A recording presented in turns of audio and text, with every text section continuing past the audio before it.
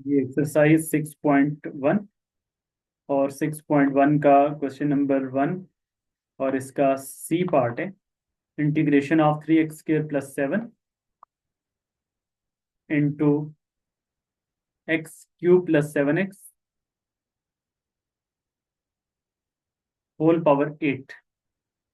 अब जिसमें whole power 8 आ रही है उसकी बेस को आप लेट कर लें किसी दूसरे वेरिएबल के इक्वल। तो लेट कर लें x³ + 7x is equal to any other variable y।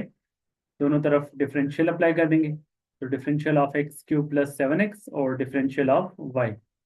तो x³ का डिफरेंशियल क्या आ जाएगा according to power rule. Power start में पावर में से 1 माइनस और पावर की बेस का डिफरेंशियल x का dx। 7 को छोड़ के x का डिफरेंशियल dx और y का डिफरेंशियल dy। तो लेफ्ट साइड पे दोनों में से dx कॉमन आएगा तो 3x² + 7 इंटू dx की वैल्यू क्या आ गई dy।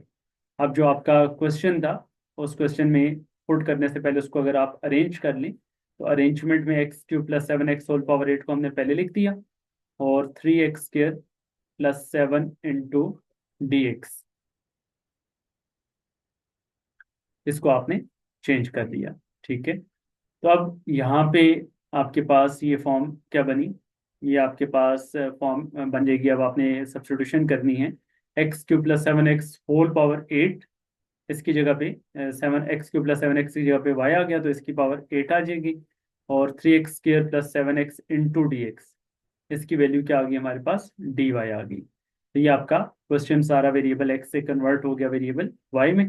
अब ये जो आपके पास y की पावर 8 है तो पावर की जो बेस है y उसका अगर आप डेरिवेटिव देखें तो y का with respect to y one derivative साथ में मौजूद है। तो जब पावर की बेस का साथ में डेरिवेटिव मौजूद है so this mean we can apply power rule. तो पावर रूल डेरिवेटिव इंटीग्रेशन का पावर रूल क्या है कि पावर में 1 ऐड करना है उसी पावर को डिनोमिनेटर में लिखना है plus constant of integration c और फिर जो आपने y लेट किया था तो वो आप इसमें पुट भी कर देंगे x³ + 7x whole power 9/9 plus constant of integration c। तो ये इसका आंसर आ जाएगा। और यही क्वेश्चन अगर आपका एमसीक्यू में आते तो एमसीक्यू में आप इसको डायरेक्ट भी कर सकते हैं। ठीक है, क्योंकि डायरेक्टली आपके पास ये जब फॉर्म लिखी हुई है। अब अगर आप इसमें देखें तो ये पावर है और पावर की बेस x³ + 7x है। पावर की बेस का चेक करेंगे साथ डेरिवेटिव मौजूद है या नहीं। तो x³ का डेरिवेटिव क्या होता है 3x² और 7x का डेरिवेटिव क्या होता है 7।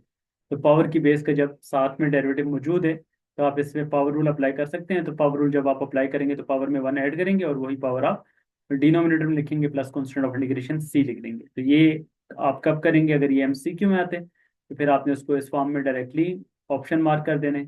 और अगर आपका ये शॉर्ट क्वेश्चन में आएगा तो फिर आपने उसको इस तरह से मेथड ऑफ सब्स्टिट्यूशन में ये सारे स्टेप्स करने के बाद कंप्लीट करना है।